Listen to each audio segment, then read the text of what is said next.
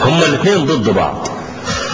يقولون ان الجوزجاني مرة بيدي درس لتلامذته، فجاءت الجارية معها فروج، فرخة او ديك، وقالت ما فيش حد يذبح لنا الديك ده، ولا واحد ذبح الديك. فصفق بيديه وقال علي بن أبي طالب يذبح 20,000 في ضحوة من نهار وفروج لا يجد من يذبحه. ناصبي خلاص، يعني ضد ايه؟ ضد الشيعة على طول. فالجزداني ده الناصبي ده قال في كتاب، في مقدمة الكتاب له اسمه الجرح والتعديل، ومنهم مبتدع مخذول في بدعته متنكب سواء السبيل، وقاعد يقول ألفاظ زي كده: عنده سنة ليست عند غيره فليس لنا حيلة في قبول حديثه. قال ده غصب عننا هناخده. قال لك ليه؟ قال لك لأن مصلحة حفظ السنة مقدمة على مصلحة هجره.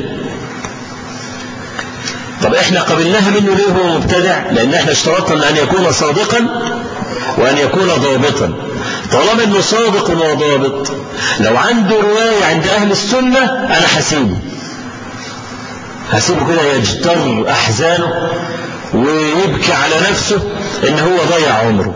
طب لو عنده حاجة مش عند اهل السنة، قال لك لا، حفظ السنة مقدم، يبقى انا هاخد الحديث اللي عنده واحتج بيه. أما النوع الثاني من المبتدعة هو مبتدع وساكت يتكلمش، قال لك دول نقبل روايتهم بالإجماع. خلاص كده؟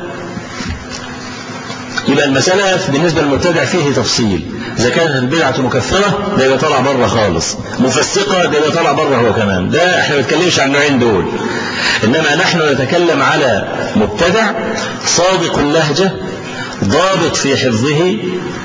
فقمنا مقسمينه قسمين: غالي وهو داعي ممن يدعو الى بدعته، ورجل اخر ساكن مبتدع بس في حاله.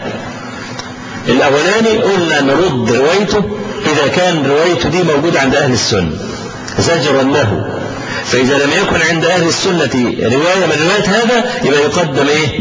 مصلحه حفظ السنه، ناخذ الروايه بتاعته على هجره. انما النوع الثاني وهو الساكن اللي في حاله ده يقبل ايه؟ حديثه بالاجماع.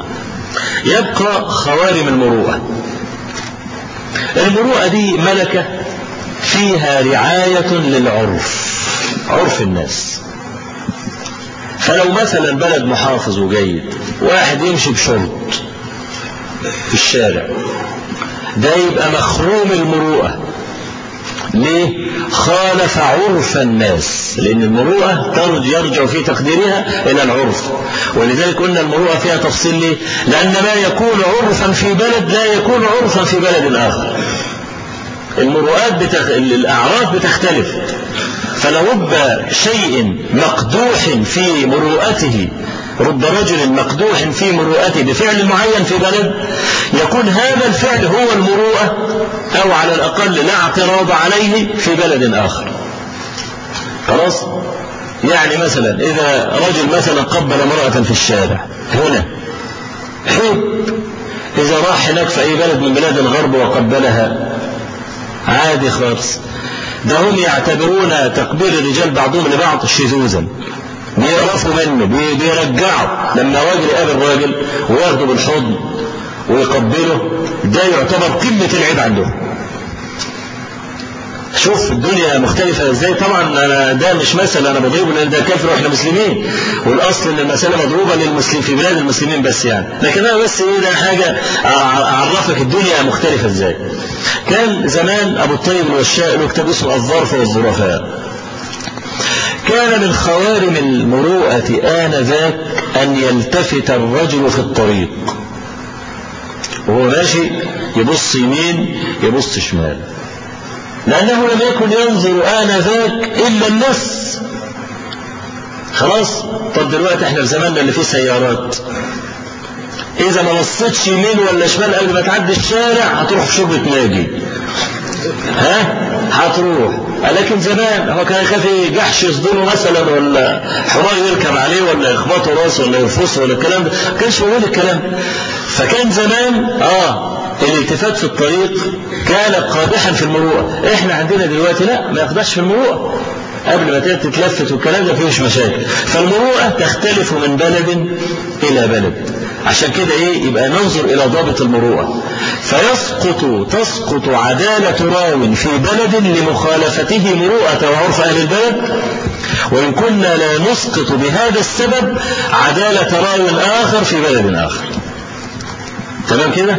ده فيما يتعلق بمسألة العدالة. ندخل بقى في الضبط. ايه بقى الضبط؟ ما احنا قلنا بقى شروط الحديث الصحيح 5: اتصال السند، عدالة الرواة، ضبط الرواة. اتصال السند يقدح فيه أن يكون معلقا أو معضلا أو مرسلا أو منقطعا أو مدلسا. ما شاء الله، ده حاجة كده تمام. طيب، العدالة قوادحها كفر، كذب، تهمة بالكذب، البدعة، وخوارم المروءة على تفصيل فيهما. احنا ذكرناه على سبيل الإجمال. يأتي بقى الضبط. الضبط هو حفظ ما يتحمله الراوي ويظل على هذا الحفظ إلى وقت الأداء. أنت دلوقتي راوي، أنت في حال التحمل ولا الأداء دلوقتي؟ وأنا جميل قوي. التحمل أن تتلقى الكلام، واحد بيقول لك وأنت عمال تحفظ. قال لك الضبط إنك أنت الكلام اللي سمعته تحفظه وتفضل حفظه كده على طول إلى وقت الأداء. لما تقول حدثني فلان يبقى حفظك لا يتغير. إذا حفظك تغير وقعدت بقى تسقط كلمات من النص وتبدل كلام بكلام، يبقى العلماء يقول لك لا، ده مش حافظ، هذا ليس ضابطا. طبعا الحفظ على قسمين: حفظ صدر وحفظ كتاب. حفظ الصدر أن تحفظ الكلام في صدرك زي ما بتحفظ القرآن. ما القرآن ده حفظ حفظ صدر، يعني هذا القرآن نقش في صدرك، منين ما تستدعيه وعايز تقول القرآن تعرف تجيبه. وحفظ الصدر كان فاشيا في العرب، كانوا أمة حافظة، لدرجة ان مثلا الامام احمد بن حنبل مثلا كان يحفظ 1000 حديث. 1000 يعني قد ايه؟ مليون. طبعا كلمة حديث مش المقصود ده حديث للنبي صلى الله عليه وسلم، لأن كل كلام يروى بسند فهو حديث. فشوف بقى، يبقى في حديث النبي صلى الله عليه وسلم وفي كلام الصحابة والتابعين وتابعيهم وتابع التابعين، وكل كلام وصل للإمام بإسناد اسمه حديث.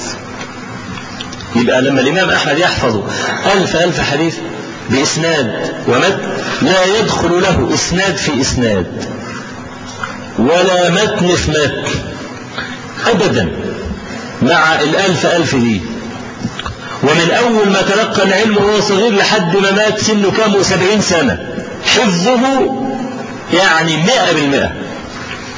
وده إمام راوي واحد ولا إمام واحد من الأمة دي كلها، لكن يسوء حفظه أو إن هو يسقط كلام أو ينسى المتن أو يدخل إسناد في إسناد، ده على طول يصيمونه بسوء الحفظ. زي ما الخطيب البغدادي بيروي في تاريخ بغداد في ترجمة عكرمة، في ترجمة أشعب.